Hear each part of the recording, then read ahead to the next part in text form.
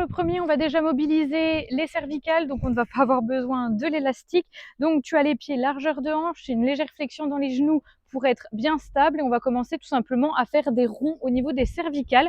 Donc tu vas déjà diriger ton menton en direction de ton cou, tu vas ensuite le diriger en direction de ton épaule droite, puis ensuite regarder loin, loin, loin, loin, loin en haut avant d'avoir ton menton à l'épaule gauche et ensuite de revenir.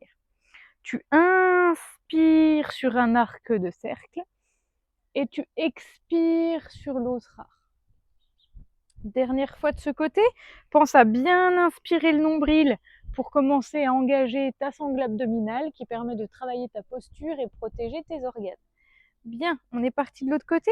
Inspire. Et souffle. Tes épaules sont bien basses, d'accord? Elles sont relâchées. À aucun moment elles ne viennent intervenir.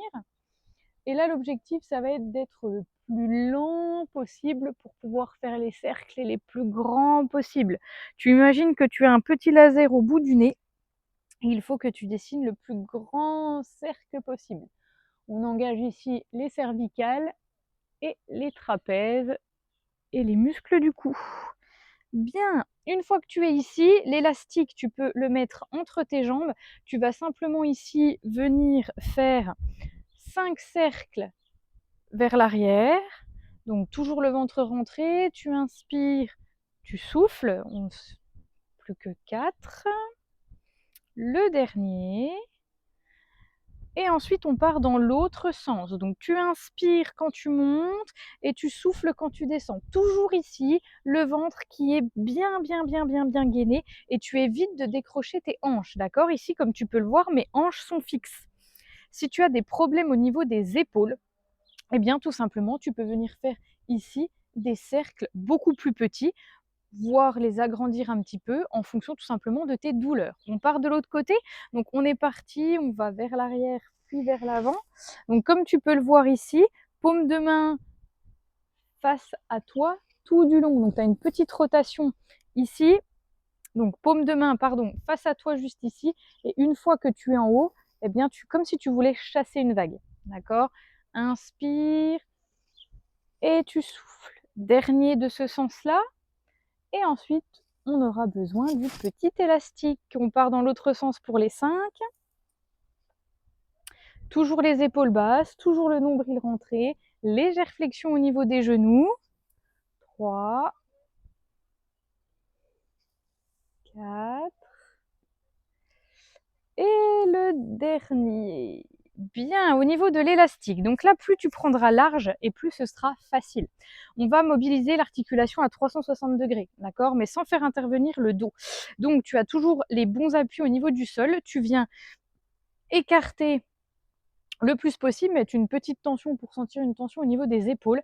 Et là, tu viens inspirer, aller chercher le plus loin que tu peux. Et ensuite, tu souffles, tu reviens. Plus tes mains seront rapprochées, plus tu vas fermer l'angle de tes épaules et plus ce sera difficile d'aller chercher loin derrière. C'est pour ça que c'est important d'écarter vraiment très très très large. Attention, fais en fonction de ta mobilité. C'est-à-dire que quand tu montes, tu sens qu'ici ça bloque et il faut que tu plies ton coude pour pouvoir aller chercher plus loin, c'est que tu n'es pas en capacité d'y aller. D'accord? Donc mieux vaut travailler ici, les bras bien tendus et en sécurité et s'arrêter ici et repartir que d'aller chercher plus loin et te faire mal.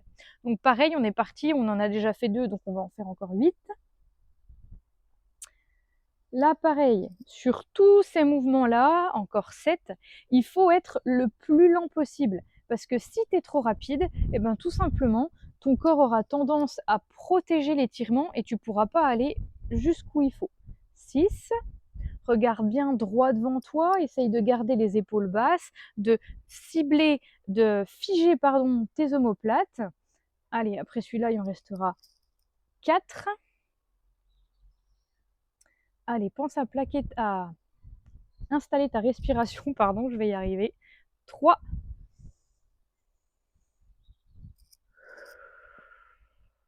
2.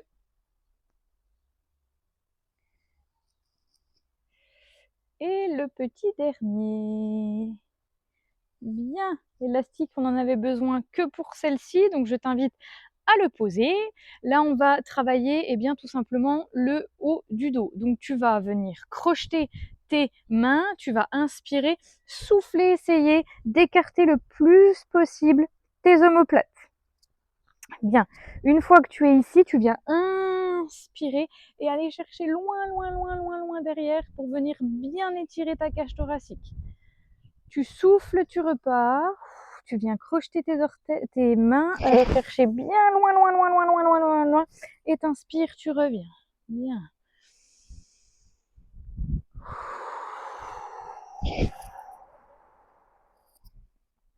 Ici, pourquoi c'est important de travailler cette ouverture thoracique, c'est parce que ça va te permettre de beaucoup mieux respirer. On est une génération où avec les écrans, avec, si tu passes longtemps sur l'ordinateur, tu vas avoir les épaules qui ont tendance à s'enrouler vers l'avant et donc du coup, tu as tendance à fermer ta cage thoracique. Si tu fermes ta cage thoracique, en fait, tu vas mal respirer, ce qui peut envoyer des signaux de détresse à ton corps. Donc là, on vient étirer les pectoraux, d'accord? Donc quand je suis ici, mes omoplates s'éloignent le plus possible et à l'inverse, quand je suis loin derrière, mes omoplates se resserrent le plus possible. Attention, ici, les lombaires, elles restent bien figées, d'accord? Et pareil derrière, ne viens pas creuser ici. Ici, le bassin, il est stable, c'est que tes épaules que tu envoies le plus loin derrière. Ok, maintenant, on va mobiliser un tout petit peu la colonne.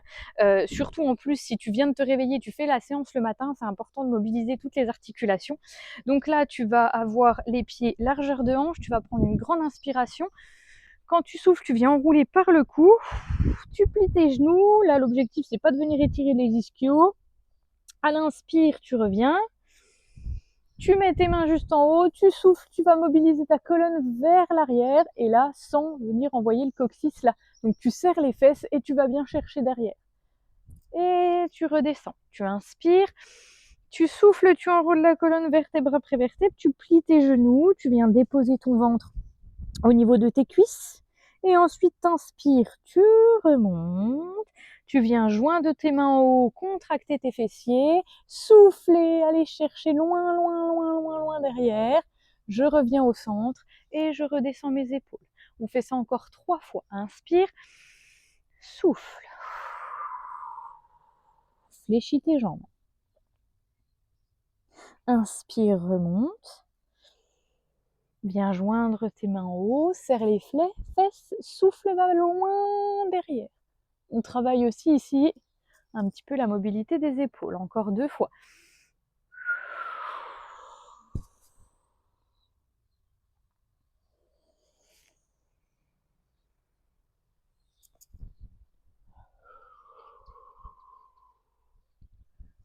Dernière fois et ensuite on passera sur le bas du corps. Donc le bas du corps au niveau des hanches, au niveau des ischios et des chevilles.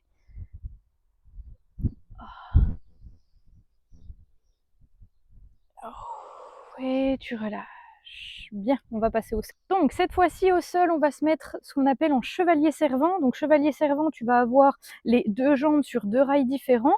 Ta jambe du devant, ton pied reste tout le temps figé à plat, d'accord? On va engager un petit peu la mobilité au niveau des chevilles. Donc l'objectif, c'est de mettre une main de part et d'autre de ton genou et de venir aller chercher le plus loin possible que tu peux sans décoller ton talon. Si tu décolles ton talon, en fait, tu n'es plus dans la mobilité de cheville, c'est que tu es allé au maximum de ta mobilité de cheville et donc du coup, si tu veux aller plus loin, ton talon va décoller, mais on n'est plus dans l'exercice qu'on souhaite. Donc, tu viens avancer ici ton genou le plus possible.